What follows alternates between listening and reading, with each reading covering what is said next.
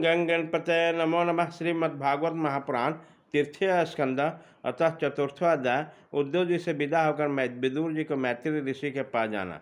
उद्धव वाचा अत्येत तदुन ज्ञाता भुक्त्वा पीत्वा च वारुणम तया विभ्रसंत ज्ञान दुरक्त मर्मन पुष्पृशो। उद्धव जी ने कहा, फिर ब्राह्मणों की आज्ञा पाकर यादव ने भोजन किया और बारूणी मदिरा पी। उससे उसका ज्ञान नष्ट हो गया और दुर्वचनों से एक दूसरे के हृदय को चोट पहुंचाने लगे। मदिरा के नशे में बुद्धि बिगड़ जाती है, जैसे आपस की रपस में बांसों में आग लग जाती है। उसी प्रकार सूर्यास्त होते ही मारकाट होने लगी। भगवान अपने माया के उस विचित्र गति को देखकर सरस्वती के जल से आचमन करके एक वृक्ष के नीचे बैठ गए। इसके पहले ही शरणागत का दुख दूर करने वाले भगवान श्री कृष्ण ने अपने कुल को संहार करने की इच्छा से मुझे कह दिया, तुम बद्रिकाश्रम चले जाओ। विदुर जी, इसमें यद्यपि मैं उनका आशय समझ न सका, तो भी स्वामी के चरणों का वियोग न सकने के कारण मैं उनके पीछे पीछे प्रभास क्षेत्र में पहुँच गया। वहाँ मैंने देखा कि जो सबके आश्रय हैं, किंतु जिनका कोई और आश्रय नहीं है, वो प्रीतम प्रभु शोभमान श्याम सुंदर सरस्वती के तट पर अकेले ही बैठे हैं। दिव्य विशुद्ध संतमय अत्यंत सुंदर श्याम शरीर है, शांति से भरी रत्नारी आँखें, उनकी चार भुजाएं और रेशमी पीताम्बर, जो मैंने उनको दूर से ही पहचान लिया। वह पीपल के छोटे से वृक्ष का सहारा लिए बाई जांघ पर दायां चरण कमल रखे बैठे हुए थे। भोजन पान का त्याग कर देने से वे आनंद से प्रफुल्लित हो रहे थे। उसी समय व्यास जी के प्रिय मित्र परम भागवत सिद्ध मैत्रेय जी ने लोकों में छौछंद बिछड़ते हुए वहाँ पहुँचे।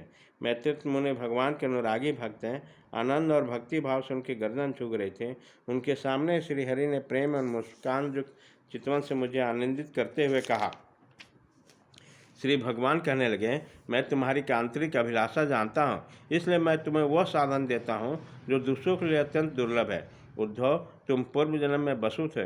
विश्व की रचना करने वाले प्रजापति और वसुओं के यज्ञ में मुझे पाने की इच्छा से तुमने मेरी आराधना की थी।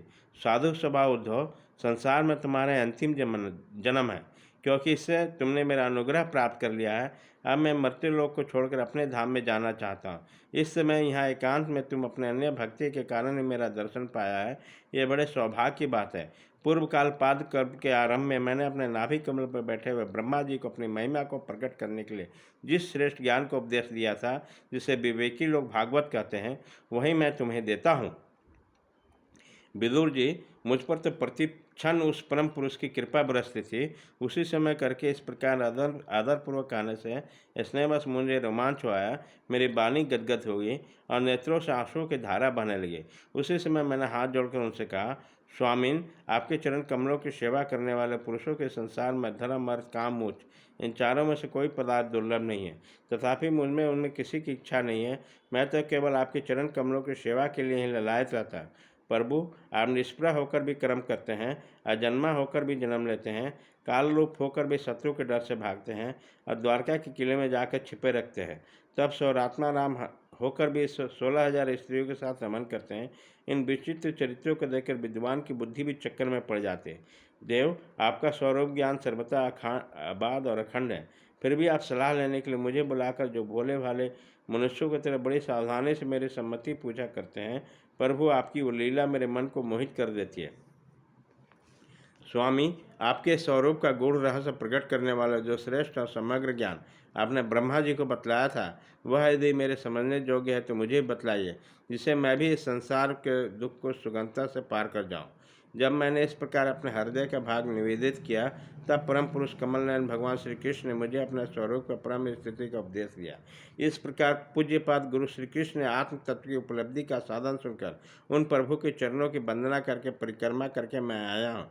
इस समय उनके विरह से मेरा चित्त अत्यंत व्याकुल हो रहा है। विदुर जी, पहले तो उनका दर्शन पाकर मुझे आनंद हुआ, किंतु अब मेरे हृदय को उनकी विरह व्यथा अत्यंत पीड़ा होकर रही है। अब मैं उनके प्रिय क्षेत्र बद्रिकाश्रम जा रहा हूँ, जहाँ भगवान श्री नारायण देव और नर, ये दोनों ऋषि लोगों पर अनुग्रह करने के लिए दीर्घकालीन सौम्य दूसरों को सुख पहुँचाने के लिए एवं कठिन तपस्या कर रहे हैं।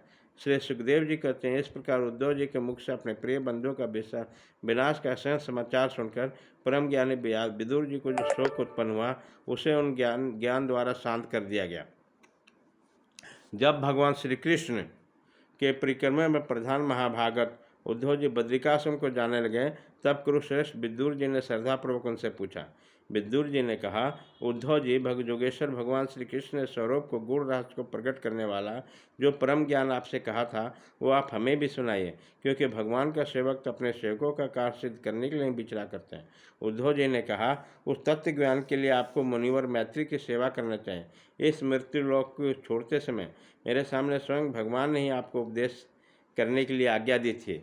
श्री सुखदेव जी कहते हैं, इस प्रकार विदुर जी के साथ विश्वामित्र भगवान श्री कृष्ण की गुणों के चर्चा होने से कथामृत के साथ उद्धव जी का वियोग जनित महान ताप शांत हो गया। यमुना जी के तीर पर उनकी एक रात्रि एक क्षण के समान बीत गई। फिर प्रातःकाल होते ही वहाँ से चल दिए। राजा परीक्षित ने पूछा, भगवान, वृक्षकुल और भोज वंश के सभी रथी और उत्पत्तियों के भी उत्पत्ति नष्ट हो गए, यहाँ तक कि त्रिलोकीनाथ श्री हरि को भी अपना वो रूप छोड़ना पड़ा, फिर उनके मुखिया उद्धव जी कैसे बच रहे? श्री सुखदेव जी ने कहा कि जिनकी इच्छा कभी व्यर्थ नहीं होती, उन श्री हरि ने ब्राह्मणों को साप रूप में काल के बहाने अपने कुल का संहार कर अपने श्री विग्रह को त्यागते समय विचार किया। अब मेरे इस श्लोक में मेरे चले जाने पर संयम शिरोमणि उद्धव मेरे ज्ञान के ग्रहण करने के सच्चे अधिकारी हैं। उद्धव मुझमें अनुमात्र भी कम नहीं, क्योंकि वो आत्मजयी विषयों में कभी विचलित नहीं हुए। अतः लोगों को मेरे ज्ञान की शिक्षा देते हुए वे यहीं रहे।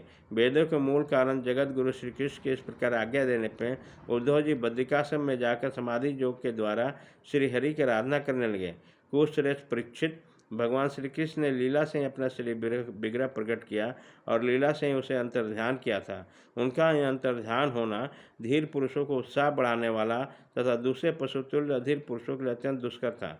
परम भागवत उद्धव जी के मुख में उनके प्रशंसनीय कर्म और इस प्रकार अंतर्ध्यान होने का समाचार पाकर यह जानकर भगवान ने परम धाम जाते समय मुझे भी स्मरण किया।